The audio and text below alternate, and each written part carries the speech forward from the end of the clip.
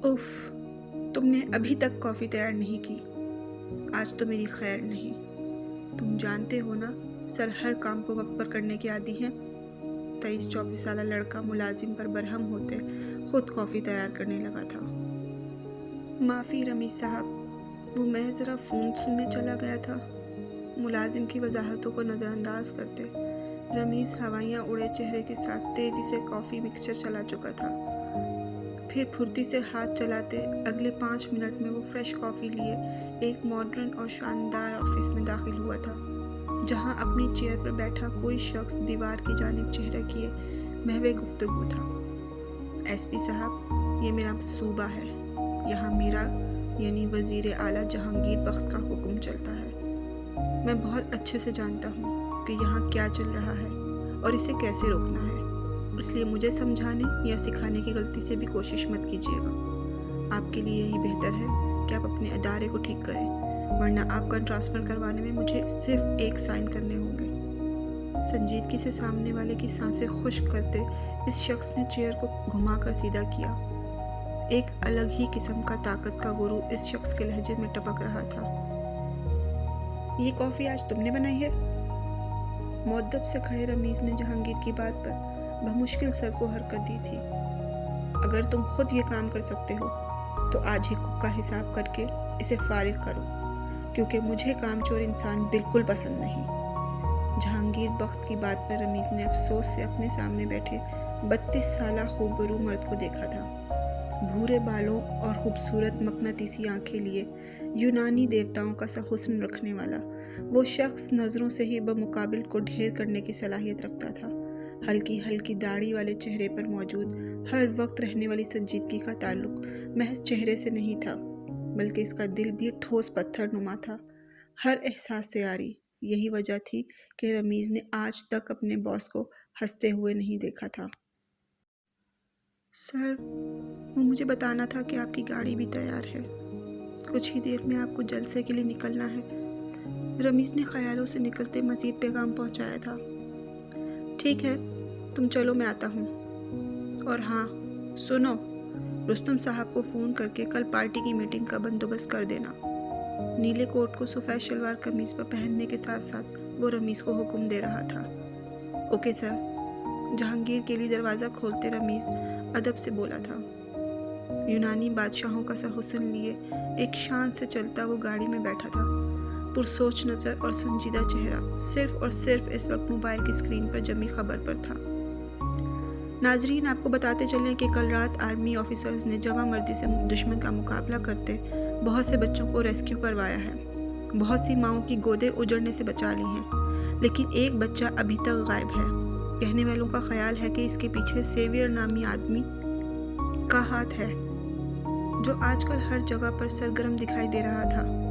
Saviour नामी आदमी न जाने मुल्क का दुश्मन है या दोस्त, मगर जो भी है इसकी सरगर्मियां बहुत मशकूक हैं। हर दफ़ा मौके वारदात पर इसकी साइन मौजूद होते हैं। वैसे आप सबको क्या लगता है, दुश्मन या दोस्त? अपनी राय का इजहार ज़रूर कीजिएगा। मुइस, तुम्हें क्या लगता है कि ये सेवियर कौन है और इसका यहाँ आने का क्या मकसद है? जहांगीर ने मोबाइल बंद करके साइड पे रखा था।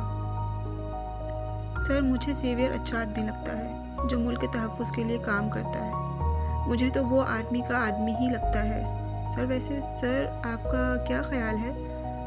मुइज़ ने गर्दन मोड़कर पीछे देखा। मुइज़, हर चीज़ के दो पहलू होते हैं। ज़रूरी नहीं जो हमें दिखाया जा रहा है वो ठीक ही हो।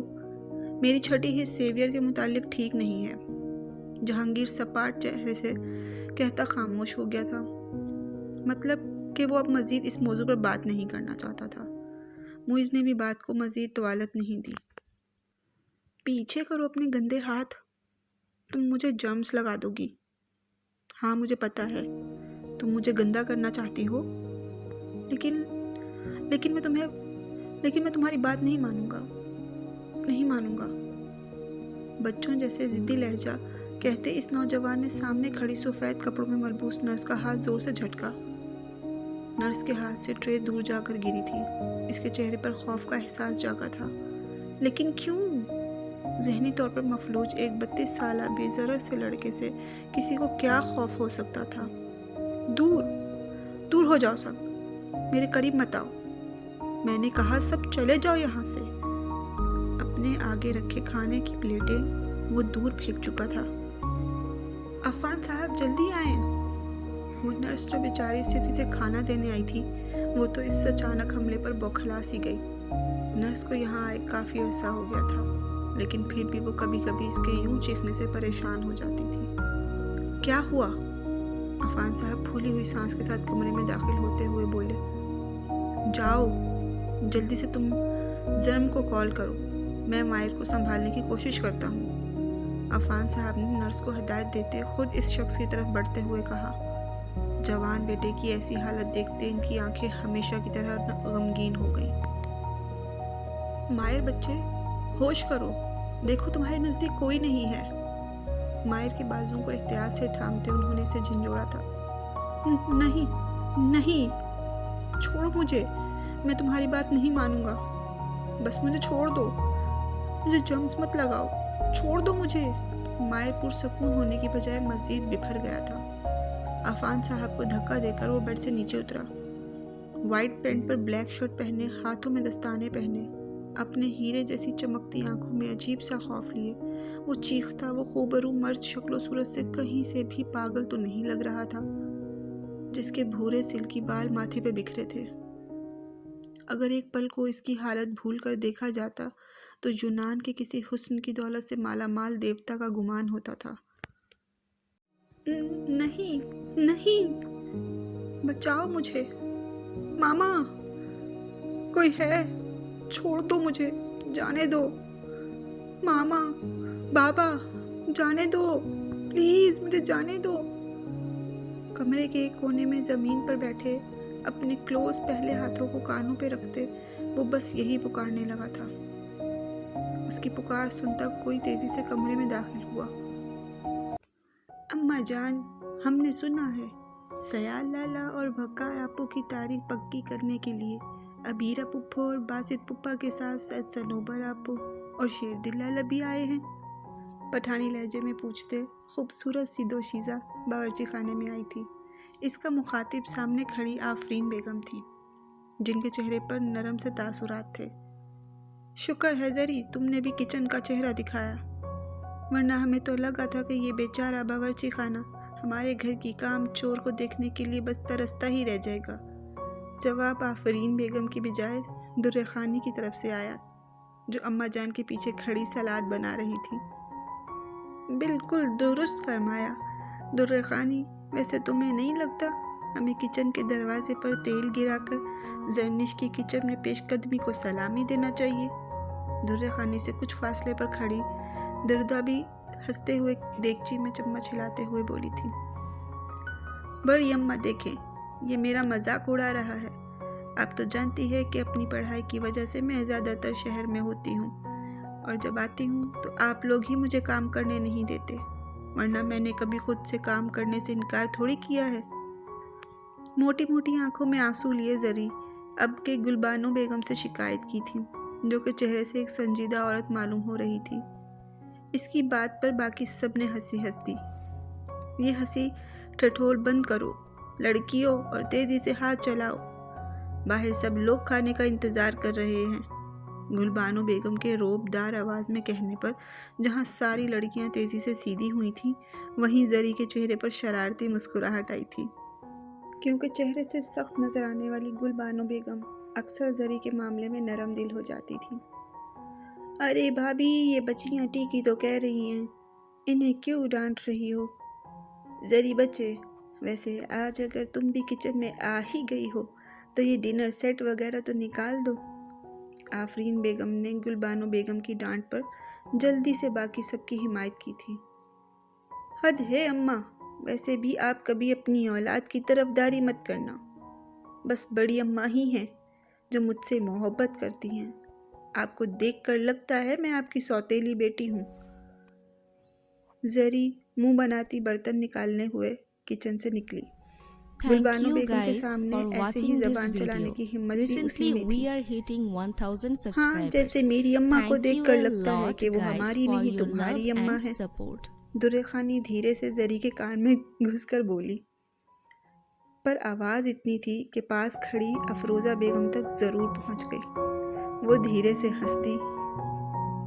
چھوٹی ماں، ویسے آپ اس گھر کی ثالث عورت ہیں، مطلب تائی جان اور اماں، جس کی بھی سائیڈ لیں آپ ہم سب کی سائیڈ لیتی ہیں۔ قسم سے چھوٹی ماں، آپ سے بہت دوست والی فیلنگ آتا ہے۔